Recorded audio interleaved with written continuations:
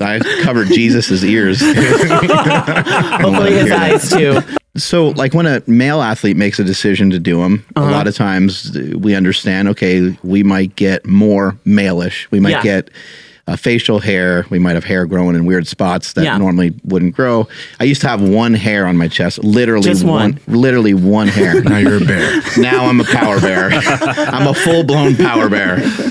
Nice. So yeah, like all kinds of things like that happen. But when a woman takes them, the considerations are the same, but it's vastly different because maybe that's not the route you want to go. Yeah.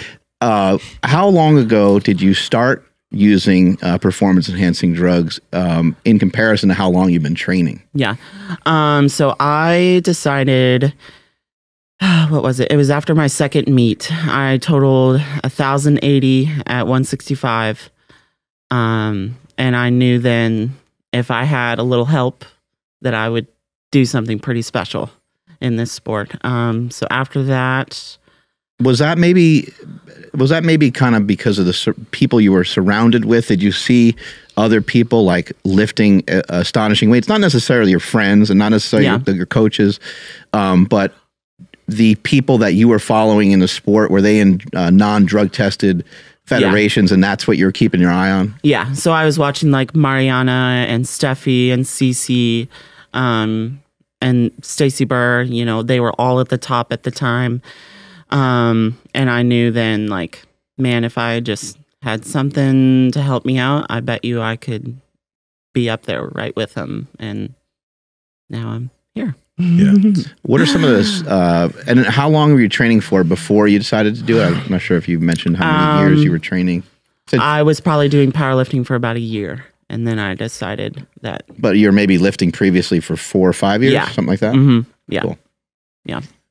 And let me ask you this too. So with that being part of the, like what you do, you said you had a coach that helps you deal with like that stuff. How does he, I guess, what was the difference before you started working with a coach that knew that stuff versus, I don't know if you did it on your own or if you just had advice, like what are the stuff you were looking out for? Because it still seems that that realm of things is still kind of like the Wild West. Like some people are like, hey, try this, this dope. Yeah. And this is it. Like, talk to us about that. So it is, it's, there's so much information out there and you really don't know what's true and what's not. And, you know, what this does and what that does. So I decided to start taking Anavar when I first started. The gateway. The gateway. It all starts with Anavar. Started with a low dose of that. I think it was on like 10 milligrams or something a week or something like that, 20 maybe. And then after that, I added Primo and then NPP eventually. And was this from like advice from somebody, or was this like you did your research too, like, or you internet scouting? Like like how did you come up with that? Sadly, I did not do my own research. Okay. I kind of took the advice of the coach I had at the time. And thankfully he didn't do anything too harsh. Like he wasn't putting me on tren and test and whatever else. But for this meet, I actually only did Masteron. That was the only anabolic I used for this meet. Now, as a woman, what are the things that like, because women are just, when it comes to everything, there's just so many more complicated systems, I think, than men, right? So what are the things that your coach has you taken, like, what are the, like, if a woman's listening, she's like, I want to go down this route to take some drugs to help me get stronger. Yeah. What are the things that she needs to be thinking about as far as maybe her blood work, the things that she should avoid? Because you mentioned that your first coach, certain things, maybe you, I don't know if there were any regrets there or just things that you shouldn't have done. Like, what do women need to take into account? Hormones, liver, kidneys, you know, blood work, I think should be done very regularly if you're going to be using anabolics. How regularly? I'd probably say like, I do every 6 months. Okay. So just to keep an eye on it. Yeah, I only have one kidney, so I have to watch that pretty close. Oh, wow. Yeah. I actually had cancer as a child. Oh. Yeah. Okay. Yeah. How,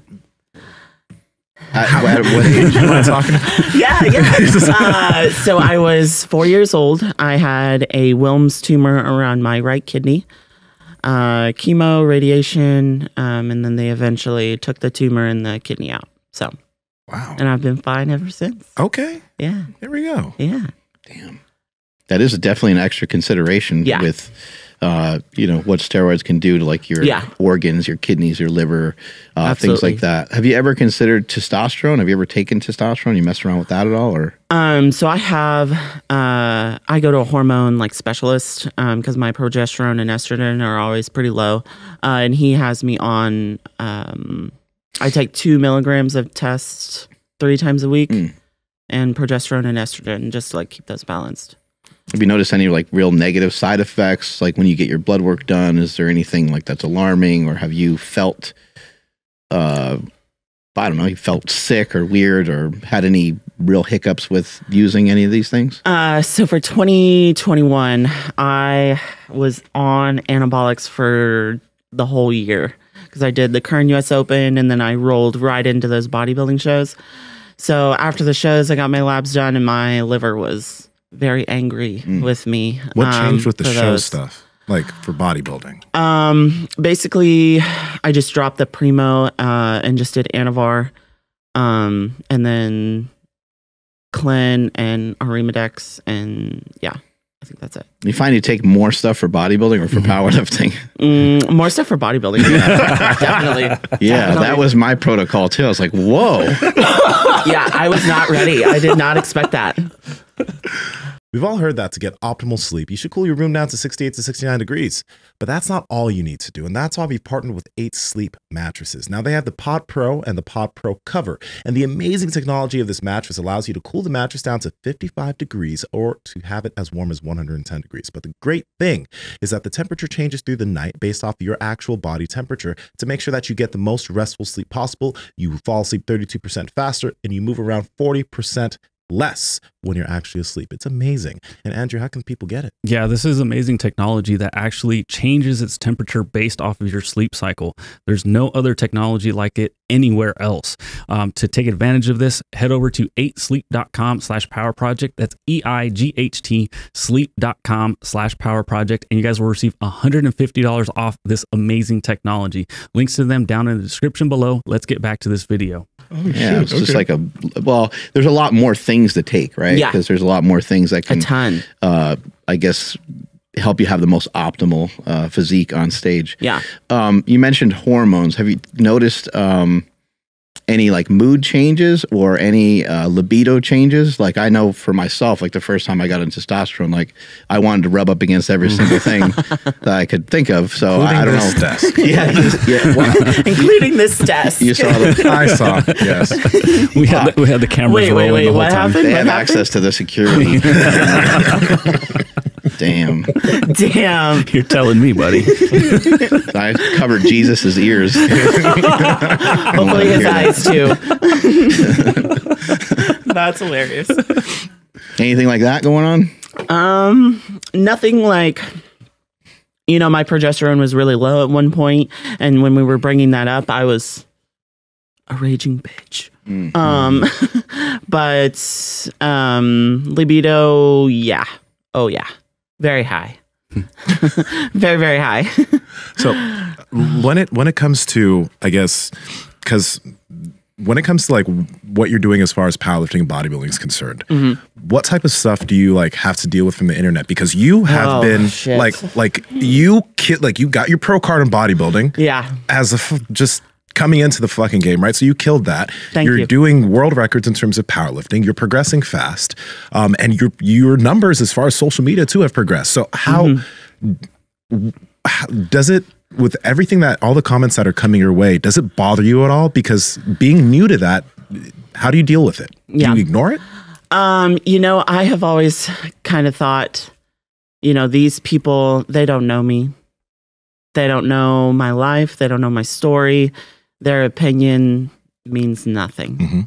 I've never understood why people get so worked up about stuff online.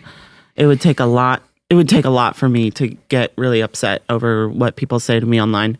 But, you know, with bodybuilding, it actually got worse. My message request folder is a scary place to be. How so? How so? I want to know. There are some freaks out there. I'm still hanging on. Freaks. I'm like, People want to buy my underwear. They want to buy my shoes. They want me to squeeze them and yell at them. And So, how much money? What are we charging? What's the wait list look like right now? I have not capitalized on those opportunities yet. You can talk to Mike O'Tren. He can lead you in the right direction. Okay. He's still selling his underwear.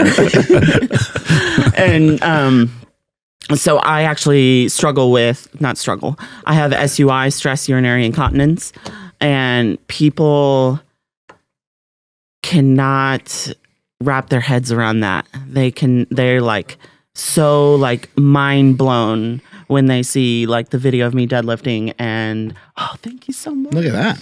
You're so Service nice. with a What's smile. your name? Special guest. That's Owen. Owen, nice to meet you. They like cannot wrap their head. They're like, did she just pee? Like, yeah. Or they'll ask if I just had an orgasm on the platform. Like, just, yeah, totally. Like, I really love lifting weights. Did she just squirt on that platform? Ew. You're like, maybe. That's extra. Honestly. When you're, so that just mainly happens when you're lifting something really heavy. Yeah. It happens to a lot of women, right? I mean, yeah, it's very prevalent in women, and it can even happen with men, actually. It's just, I've always had it. You know, I would run track in high school, and I would like finish a race, and, you know, it would happen. It's just, you know, I just accepted it. And, you know, it's just what my body does. just get a lot of comments about it. A lot. You know, I never in my life would have imagined that I would talk to so many strangers about pee online. Like, I never would have imagined Well, that. the other women they probably appreciate that you even show the video and that you talk about it, because they're probably like, shit. Yeah. I ain't gonna lie, that shit's happening to me sometimes too, right? Yeah, yeah. I get a lot of women, and it makes my heart happy when women send me those messages and they're like, hey, like, you empower me to like deadlift heavy and not care about this, and they'll ask me for advice, and yeah, that makes my heart really happy when women like reach out and tell me stuff like that. Hey, before you go, you got this far. That means that you've enjoyed the heat that we're continuing to bring you. So listen, like the video, comment something down below. We'll reply back, and subscribe to the channel, because we continue to bring you the heat. Seriously, do it. Love you. Bye.